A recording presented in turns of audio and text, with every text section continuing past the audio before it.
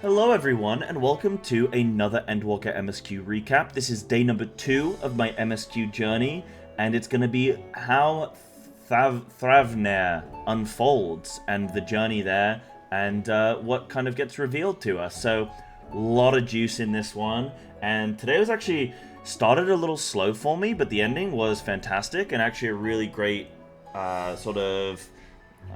build up for next week's MSQ, so I'm actually very, very excited with that.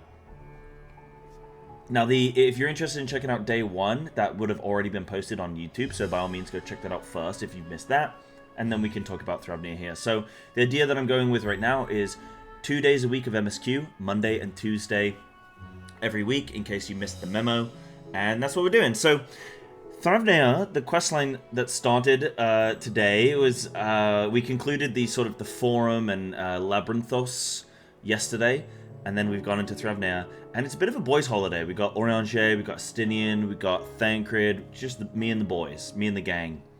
And the questline actually begins very heartfelt or sorrowful, I guess you could say, where Orianger is kind of torn, and we see a little bit of his emotional side where he's, or his mental, emotional state right now, where he's saying about, we've got to go to the confluence to get teleported to Thavnair because it's too far away to go by boat. It'll take too long.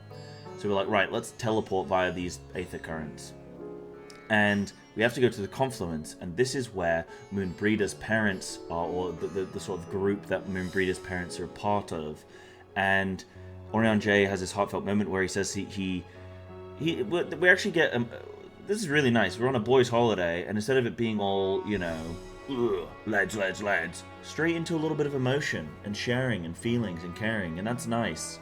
So Orianger's saying about how he hasn't spoken to Moonbreeder's parents since she died, and yeah, it's like a cute little moment to look at, and I'm interested to see if that actually gets its time in the MSQ, where we actually get any, basically Orianger didn't see them there, they weren't there at the moment, and I'm hoping that that's not something that just gets brushed to the side and forgotten about. I hope that it gets revisited at some point. Whether it has any pertinence to the story, I doubt it, but it's just a nice bit of extra stuff to just show, the characters, make them more human, make them more personable, and all that kind of stuff. So that was the start of it. Then we take the aether current, we go on the journey, we get to Thavnair, and the whole gang's sick. And it's really funny, actually, with the Stinian being really bad with money. Reminds me of politicians. You know when politicians go on Question Time. If you're from the UK, that's the name of our political show. But Question Time, they go on and they get asked questions like how much is a weekly shop, or how much is a pint of milk, or how much is a bus ticket, and they just have no clue that how much is a weekly shop, and they're like £400, just absolutely they're completely just detached from reality, and that's what Estinian is. I like his new hairdo though. He's got the little hair up in the bow tie, not the bow tie, up in the little ponytail. I like that. He's looking clean, man. He's looking clean. Got to get a fresh trim for the boys, for the lads' holiday, But then, what was really funny, I was talking yesterday about being, minimum wage employee, working at Amazon, working in the cafe, and then today we start out by being a fishmonger, a market stall peddler, where we're trying to sell fish. Now, it's not a big deal to me, but I only sold 1 of 3 fish. I did put some effort into it. I did try, I don't want to go into too pressy and oh, buy my fish. Relax, bro. You're too full on, too intense. But I didn't manage to sell many fish, so that's a bit upsetting. And chat was trying to rile me up about it, but I'm okay. That's okay. I know where my strengths lies. I know where my skills are. I'm not a salesman. Never liked working in sales. Would never want to work in sales again. Now, having said that, you can Twitch Prime on Twitch to me. That is fine. Or there's a donation link down in the description. Or click the follow button or whatever. Click the bell. Ding. So we did that. We were helping that little elephant boy. And that was cute. And then, at this point, I was sort of losing a little, my interest in the story was kind of waning. I was a bit right, I'm selling fish. Stinian's got his hair up. Okay, what's going, I've just had this really cool Labyrinthos, the forum thing going on. I'm really interested in that story and where that's going to go. And then that gets ripped away, and I'm selling fish and, you know, trying to teach this kid how to gain some social skills. And it just, like, I just felt ripped away. So my initial sort of stuff was happening in the zone, and I wasn't super, like, I was kind of like, okay, sure, we've got this tower, this like ziggurat thing, this radio 5G tower that we've got to get rid of. And that's where they started going, where we've got to, like, these townspeople are struggling, they can't sell their wares, there's no tourism, etc., and it's an issue. And so we've got to get that back up and running again for these people, and we've got to help them out. And I will say, I love the zone, I love the, funnily enough, I made a joke when I first saw the zone, I thought it was like, I saw the village, or the town that we're in, and I thought it was Dawn Trail. I mean, it's similar in terms of, like, color scheme and this, like, beach scene, and I was like, huh? Are we in Dawn Trail now? So it's funny, but yeah, lovely, like, architecture and colors, and so vibrant. It's awesome. I love this, like, Indian theme, I guess, like, Persian theme, Ottoman Empire themed design. So that was really quite cool. And then what do we do after that? So then we go to these elephant people, and they're all dead. They're all dead on the floor. We go to this little village, and they're all dead. And I was like, oh, shit. Okay, now we're going to get... This is heating up. This is going to be sick. Oh, no, wait, they're just sleeping. I was like, oh, man. They tricked me. So just some sleeping townsfolk. And then they wake up, and they're in this, like... They're fiending for these scales. This large-scale problem that's going on. And there's this little boy who shows up, and he has red eyes, and he's creepy. And you know what's really funny? And I can talk about this now, having completed the zone. But I looked at him, and I immediately went, he reminds me of Rathian. And if you play World of Warcraft, you know who Rathian is. He's the little boy who can turn into a dragon, and he's part of the Black Dragon Flight, which are the bad ones, and his dad is Deathwing, who you maybe have heard Deathwing, even if you haven't heard any other WoW lore.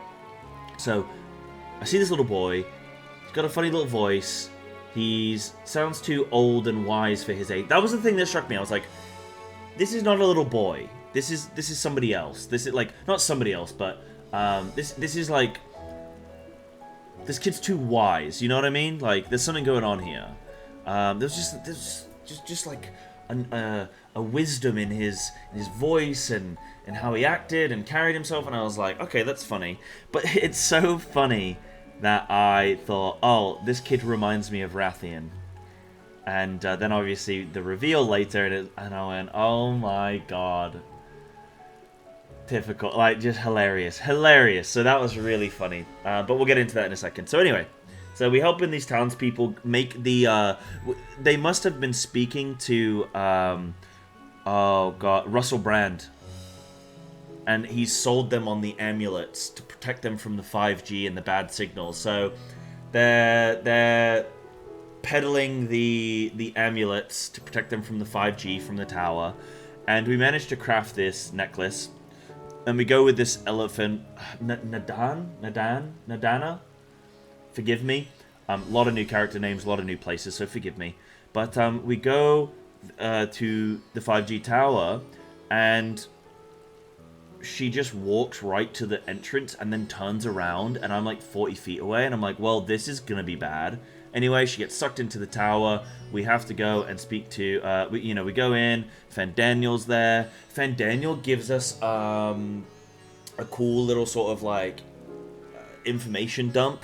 I love when the bad guys just tell me all the information. It's so helpful. But then chat was, like, tried to get me to guess who Fandaniel was when it's revealed, like, who he is, right? And I was like, oh, okay, he's somebody from Alag, from the Allagan Empire. He's somebody.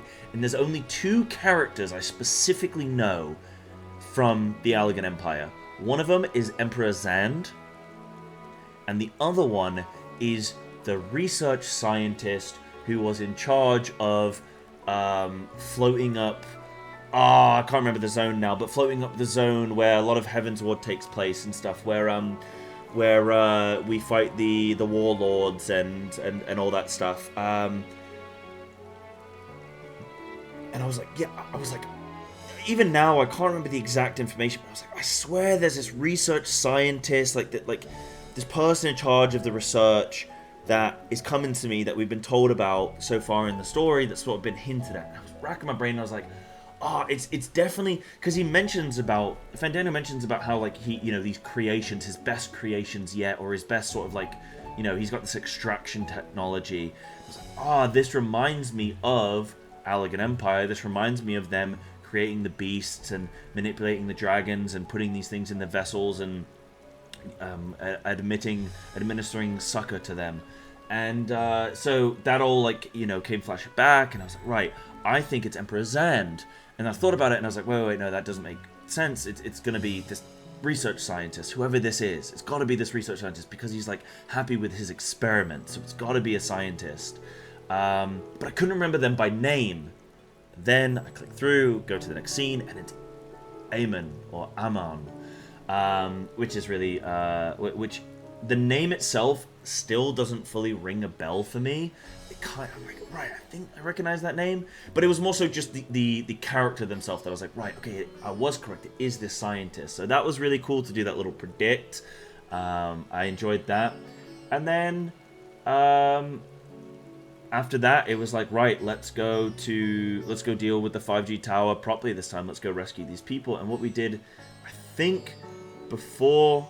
No, yeah, then we get the muscle, and then we just go straight into the tower, and I thought that was really cool that there was no delay, there was no silly, like, sort of, like, I don't know, there was no, oh, well, hey, quickly, before you go to the tower, like, can you go, collect, like, 4 bull testicles, because we need it for the soup, or whatever, you know what I mean? Like, they just went straight into, okay, this happened, this is the issue, let's go deal with the tower. So we get the gang, and then we go tackle the tower.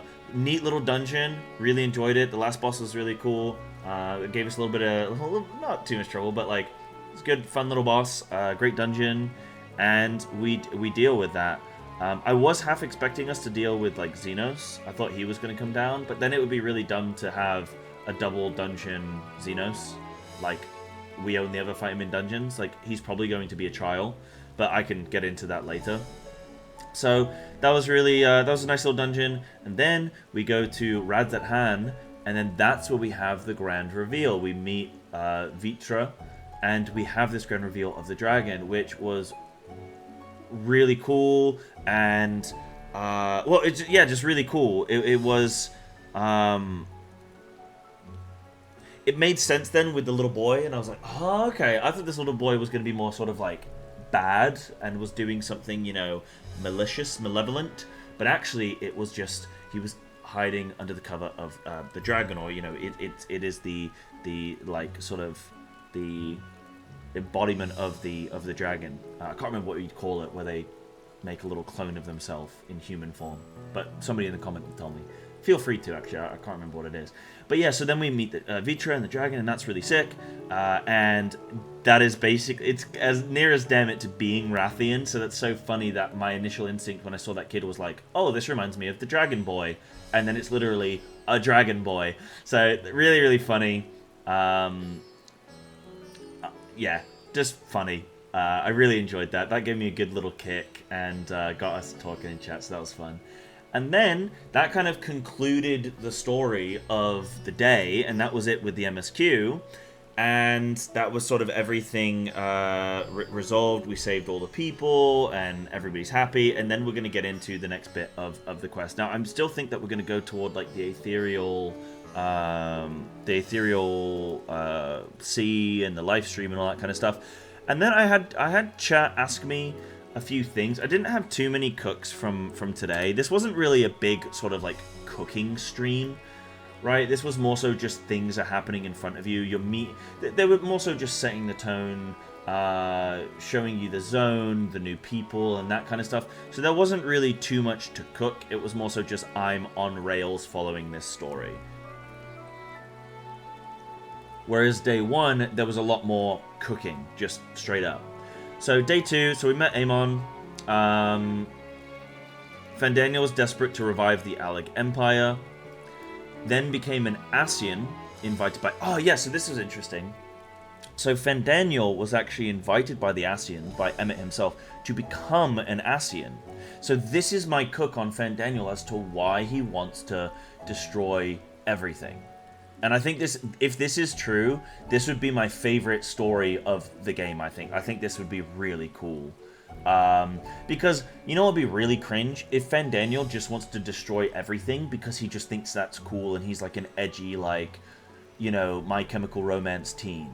And he's just like, man, the world sucks. Everything sucks. Hey, we're gonna die one day, so it may as well be now. Like, ugh, ZZZ. That kind of stuff is always super mega cringe to me. But if this is the reason for why he's doing what he's doing, I think this would be quite cool. So Fandaniel was desperate to revive the Alleg Empire. He was fascinated with the Allegans and just, yeah, super into them. And he felt everyone around him was kind of an idiot, right? Everyone just saw this technology and just wanted it for, like, they just found it fun. Like, ha ha ha, a person with an animal head or whatever.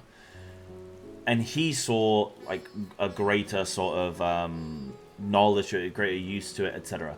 So I think he idolized the Allegans. Then he became an Ascian by Emmett and realized the Ascians were the reason for the Empire's downfall. The Ascians wanted the Allegans to fail to cause a calamity, right? So when Fandaniel probably realized that the Ascians were the reason for his empire's demise, I bet that flipped for him, and he went, hold on, you've trapped me being an Ascian now, and I actually resent all of you. So it probably created this massive resentment towards all the other Ascians, which would also show why he didn't care when the other Ascians were being killed off, right? And why he just let them fail. And he went, oh, okay, well, I'm going to do my plan now. Now that you guys are out the way, I'm going to execute my plan. So therefore, he wants the world, wants to end the world and all existence to get back at the Ascians, hence him not caring about them dying. Because if he lets them restore, like, he knows he can't bring back the Allegan Empire, and if he lets the Ascians restore their world, then they're going to be happy. And he doesn't want them to have what he can't. Because why should they get to restore their empire and he can't restore his? So that's my full-fledged, full-cooked theory now. And I think there's already the signs for that based on all the stuff he said. Like, this is just born out of stuff that he said in that little interaction that we had with him. Obviously, he was, like, very influenced by Emperor Zand coming back to life and then saying, like, death is, you know, gold and riches and whatever is great, but death is, you know, the thing that, like, death comes for us all sort of thing. So I think that's a cool cook. Then chat wanted me to sort of Mailman asked me, like, what do I think? What are my trial predictions? Apparently this is a normal thing. I've never been asked this question before about what I predict the trials to be, but I thought this was a really cool question. So chat gave me the numbers for, like, roughly when trials are. They say normally it's an X3, X7, X9. So I had a lot of, like, back and forth with this. So I personally don't think that there's going to be any sort of, you know, like Titania, like just like a random sort of an enemy that we meet in the moment that's like, oh, a new threat. Here, let's deal with them. They're going to be a trial. Because this is Endwalker, and I know for a fact that this is the end of the story of the you know, the original sort of Zodiac Hydaelyn arc story.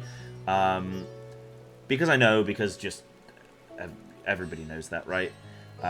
With Dawntrail being not a reset of the story, but sort of like a new, fresh beginning. That's the whole thing of Dawntrail, is this new holiday, this beach, this new, fresh start, right? So, because I know that, I'm thinking that they're not going to waste a trial on just a throwaway. They need every trial to be impactful in this story. Because realistically, like, are you going to make, like, Zodiac... Like I was joking about it. I was like, are you gonna make Zodiac a dungeon boss? Like, he's the second boss of a dungeon. You know what I mean? Or like, no, he's a world fate, or he's a B-class hunt, or you know what I mean? Like, you're not gonna just make Zodiac that. Like, I know for a fact this expansion, we've got to be fighting Zodiac. We have to. If we're ever going to fight him, it has to be this expansion. So he's got to be a trial. Now, the question is, where is he gonna be? We know Fandaniel's also going to be a fight. Now, is Fandaniel going to be a dungeon boss or a trial? I think it could be either or. I could see Fandaniel being sort of expendable in that sense. Xenos, I know we've already fought in a dungeon, and he's come back like a million times. So, I'm trying to figure out where I want to place these things. I think that Xenos has to be a trial. I'm just trying to logically I'm removing from like sort of the lore a little bit. I'm trying to just think logically. Xenos has already been a dungeon boss. If they bring him back and then he's another dungeon boss, that just seems pretty pointless. If they bring him back and he's a trial boss, okay. I know he's not going to be in the Savage Raid because the Savage Raids are never well, they're never connected to the story. I'm looking at you, Eden. Hello. And Omega. Okay, and Coils. I'm looking at you, Alexander. You're not part of the story. So, I think Xenos is going to be a trial. I think Xenos wants to fight us before Fandaniel. But I've kind of done a curveball. I've said Xenos is going to be the final trial. I think this would be a cool... I think this would be a cool curveball. If Zodiac isn't the final boss of the expansion... and is instead, like, it's like Xenos or something, you know what I mean? Like, Xenos becomes the greatest threat. I joked on stream about Xenos killing Zodiac to take his power, and then Xenos fighting us after that, which would be sick as hell, actually. That would be so cool if we're, like, gearing up to kill Zodiac, and then we get there, and then it's just Xenos standing there, and Zodiac's, like, just shriveled or whatever, and dissipating, and the aether's flying everywhere, and then we're like, what? I don't know at this point if, like, Xenos is a primal or what. I wouldn't be surprised.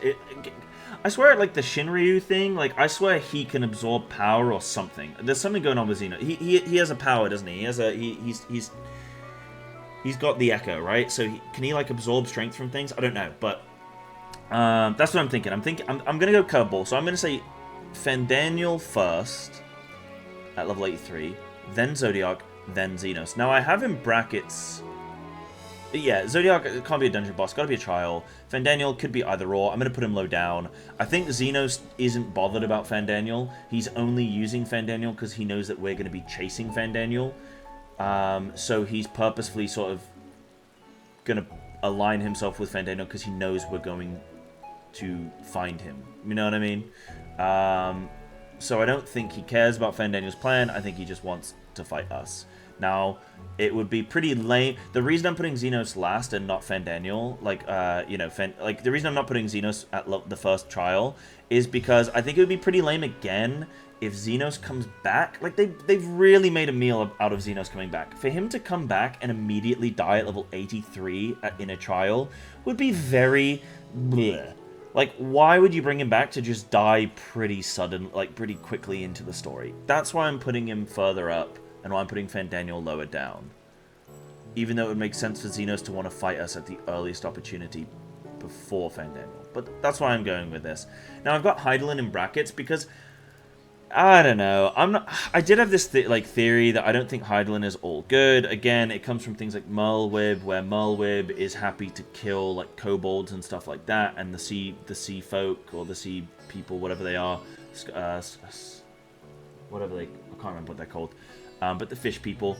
And I'm like, well, why do you have a right to kill them when you made a peace pact, and now you're killing them? And then she's like, well, if we didn't, then they would. And then it's like, well, wait, are we even the good guys? And there was a lot of that in ARR for me. Are we even the good guys here? And so I always had this thing where I was like, I think there's going to be a trick. I think Hydaelyn's not going to be all that good, because at the end of the day, Hydaelyn is a primal.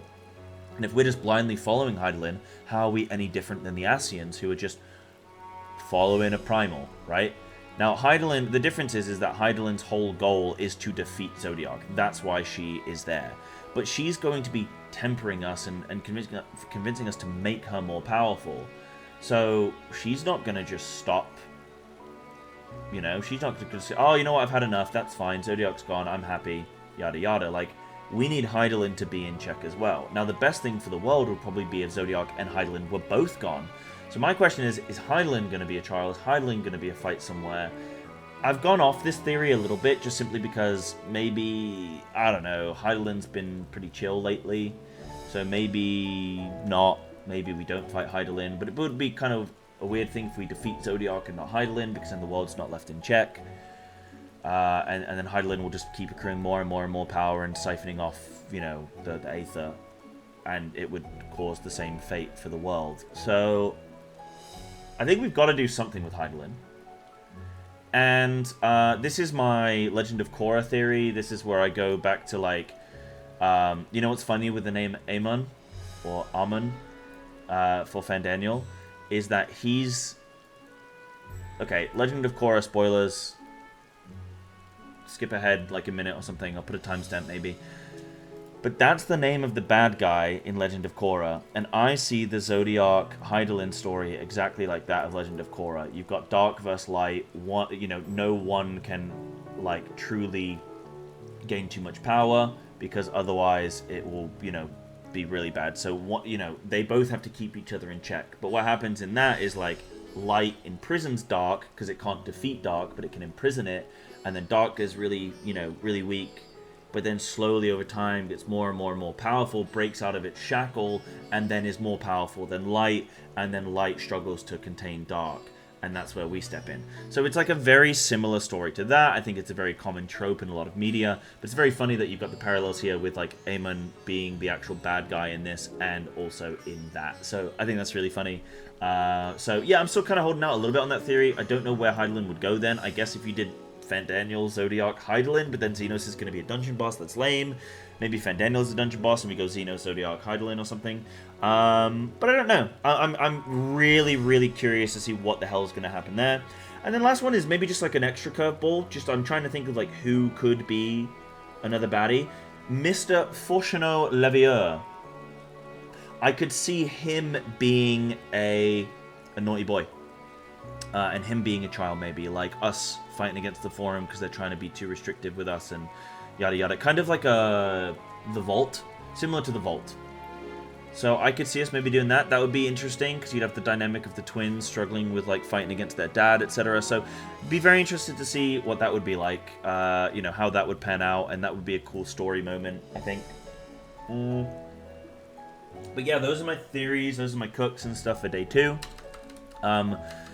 Hopefully this has been a cool, like, day 2 MSQ recap. I know this is getting a little bit long now, so I'm gonna cut it there. But thank you so much for watching. Again, day 1 recap is yesterday's video, and tomorrow will be MSQ. So Monday will be MSQ, Tuesday will be MSQ. So if you guys want to come and check out the stream live, subscribe to me on Twitch or here on YouTube, and you'll be able to see when I'm going live, and also you know, tune in. I am doing MSQ Monday and Tuesday starting at 1 PM UK. 1 PM UK. So there you go. Alright everyone, thanks for watching. If you like these recap videos, let me know and I'll keep making more of them. If you don't, then I won't. But yeah, thank you so much for watching. See you soon.